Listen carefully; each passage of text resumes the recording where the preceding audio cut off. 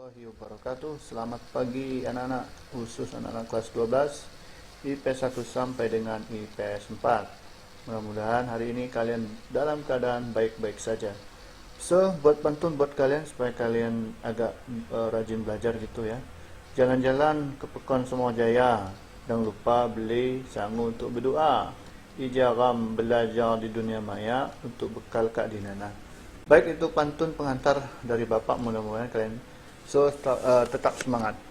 Baik, pembelajaran daring kali ini kita masih dalam subtema yang sama, yaitu tentang globalisasi. Nah, materi selanjutnya adalah temanya mengenai proses globalisasi melalui individu. Nah, menurut Walcott Water, katanya globalisasi adalah sebuah proses sosial yang berdampak terhadap kurang pentingnya pembatasan geografis pada keadaan sosial budaya yang terjelma di dalam kesadaran setiap individu.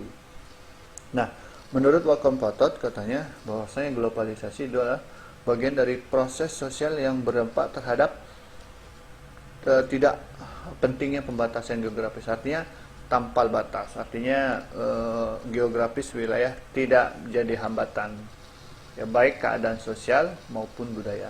Nah, di sini kata Maslow, katanya fungsi individu sebagai agen dalam penyebaran unsur sosial budaya memang sudah tidak diragukan lagi menurut Maslow and Gibson, menggambarkan karakteristik individu yang didefinisikan sebagai orang yang beraktualisasi diri. Jadi menurut pandangan Walcott and Gibson, bahwasanya individu adalah menunjukkan eksistensinya, itu aktualisasi, mendefinisikan dirinya, bagian dari globalisasi. Itu mengenai proses globalisasi melalui individu. So, lanjut kita ya. Yang kedua adalah globalisasi melalui kelompok.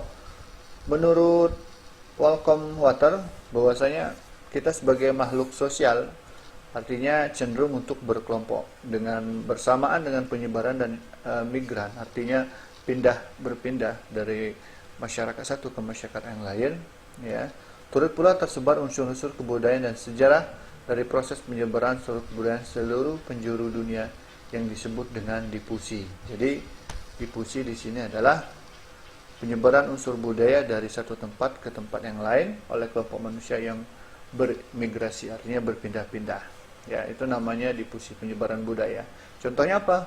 Penyebaran budaya, misalnya era digital tentang teknologi informasi, ya, misalnya model-model handphone, baik software maupun hardware-nya. Setiap waktu, setiap detik kita selalu update data, itu bagian dari difusi sosial budaya melalui sosmed gitu. Berikutnya adalah globalisasi menurut media, melalui media, ya. Masih menurut Walcott Water, bahwasanya dengan teknologi dan perkembangan zaman mempengaruhi perkembangannya media massa, media pun juga sangat cepat mengalami proses perubahan. Nah, contohnya media massa di sini adalah media internasional, ya. Dulu belum ada CNN di Indonesia, sekarang sudah ada, ya. Model lain apa, geografi global, itu bagian dari TV global, ya, tentang masalah makhluk hidup, ya, dan sebagainya. Jadi dengan media massa telah berkembang pula, kita mudah mendapatkan informasi dari belahan dunia lain dengan cepat. Oleh karena itu peran media massa itu sangat dibutuhkan sekali. Jadi dunia telah dianggap sebagai satu pasar yang bebas, maka di mana pertukaran informasi hingga budaya itu bisa terjadi. Nah, itu mengenai globalisasi melalui media massa di sini maksudnya. Lanjut. Nah, ada implementasi atau implikasinya, dampaknya gitu. Ya, dampak dari globalisasi terhadap bangsa dan negara.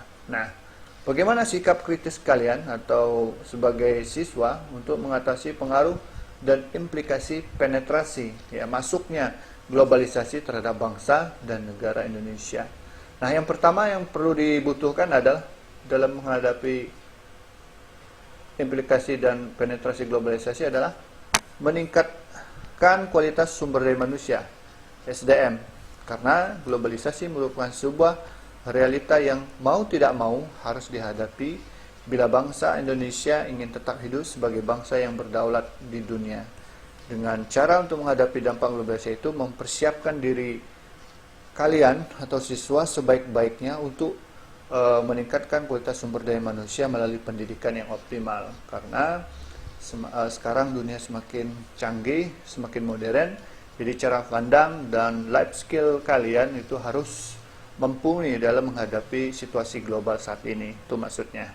So, lanjut, kita berikutnya adalah apa implikasi dari globalisasi terhadap bangsa dan negara. Yang kedua, yaitu siswa harus kritis mengatasinya, yaitu dengan cara berpegang teguh pada norma sosial. Jadi norma sosial di sini adalah sebagai pondasi dasar ketika arus informasi global yang begitu cepat, sehingga kalian ada pondasinya, ada filterisasinya. Apa filtrasinya? Yang pertama adalah norma sosial. Norma sosial di sini sudah diberikan satu persatu. Mohon maaf. Norma hukum, norma agama, dan sebagainya. Jadi norma sosial di sini ada aturan-aturan baik yang tertulis maupun yang tidak tertulis. Karena dengan norma sosial yang berlaku di dalam masyarakat, mulai dari norma hukum sampai dengan norma kesopanan, ini adalah pondasi dasar siswa berpegang teguh pada aturan-aturan yang berlaku di masyarakat, khususnya budaya timur, yaitu di Indonesia. Ini adalah pondasi dasar untuk bagaimana mengatasi pengaruh dari penetrasi globalisasi terhadap bangsa dan negara, khususnya bagi siswa dan siswi. So, kita lanjut. Yang ketiga adalah mewujudkan globalisasi atau thinking of globality act locally king. Jadi, kalian sebagai penerus bangsa atau sebagai siswa, sebagai pelajar, merupakan agen dan ujung tombak perubahan.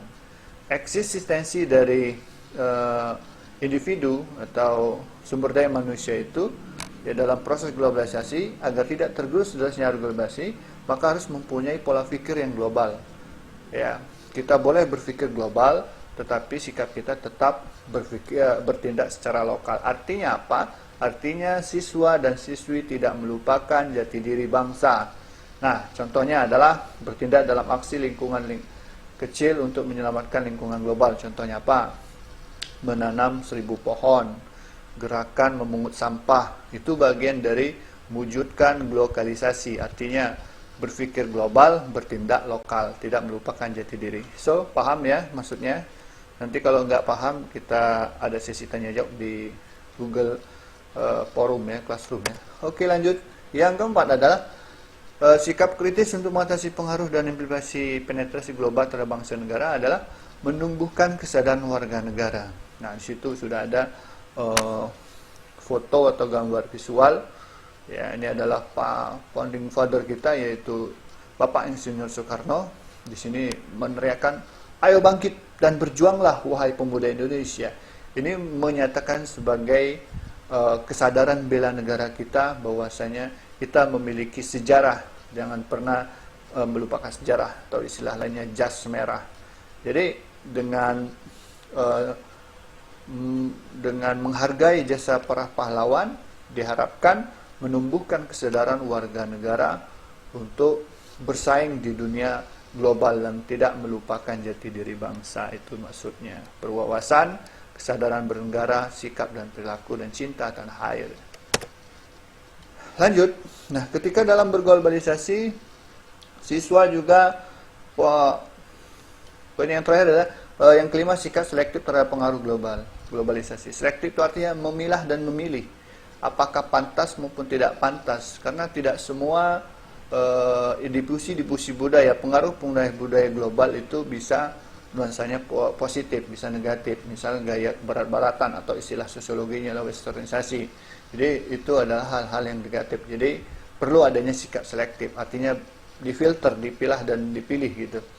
Nah, adapun cara yang dapat dilakukan untuk mengatasi dampak negatif globalisasi antara lain, yang pertama adalah tidak meninggalkan nilai-nilai budaya bangsa. Nilai-nilai budaya bangsa apa? Nilai-nilai luhur budaya bangsa ini, yaitu nilai-nilai yang terkandung di dalam setiap kearifan lokal yang berada di masyarakatnya masing-masing.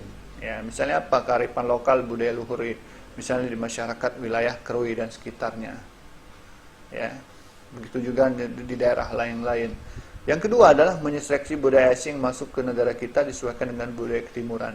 Nah, misalnya turis datang ke wilayah pesisir barat atau wilayah karena kita daerah pariwisata, tentunya ya harus menyeleksi apakah benar apa yang mereka suguhkan kepada kita sebagai budaya ketimuran. Jadi harus kita filter. Nah, itu maksudnya. Yang ketiga adalah tidak asal memakai produk luar negeri, apalagi jika produk tersebut dapat dihasilkan dalam negeri. Artinya kita harus mencintai produk lokal atau dalam negeri. Karena apa? Karena dengan mencintai produk lokal tentu memberikan devisa negara, baik devisa negara maupun definitif keuntungan bagi masyarakat setempat. Yang terakhir adalah yang keempat, tetap mengikuti perkembangan informasi dan teknologi agar kita bisa terus maju dan tidak tertinggal. Artinya dengan arus globalisasi dan informasi yang selalu update, bisa melalui YouTube, bisa melalui WA, Facebook dan sebagainya, ya otomatis kita juga harus bisa beradaptasi dengan lingkungan dan keadaan yang sifatnya informasi yang begitu update. Dan yang terakhir adalah memiliki loyalitas terhadap Negara Kesatuan Republik Indonesia. Nah, kita sebagai warga negara, wujud nyatanya adalah yang terakhir adalah sebagai manusia yang modern, yaitu cinta tanah air. Bentuk dari loyalitas seperti itulah yang memperlihatkan hubungan yang saling melengkapi antara negara dengan warga negaranya. Artinya di sini sudah ada gambar, misalnya pasukan Paskibraka yang mengibarkan bendera, bagian dari wujud realisasi nyata tentang wujud loyalitas anak bangsa terhadap negaranya. Ya, itu aja yang bisa Bapak sampaikan. Mudah-mudahan kalian semangat dalam proses pembelajaran daring kali ini. Jangan jenuh-jenuh ya, karena semakin jenuh kalian nanti tidak mood. Nah, berikan energi positif kalian, tuangkan ide dan gagasan dan pertanyaan-pertanyaan yang menurut kalian ada tantangan, silakan ditulis di Classroom atau di WA Bapak. Terima kasih atas perhatiannya Bapak ucapkan.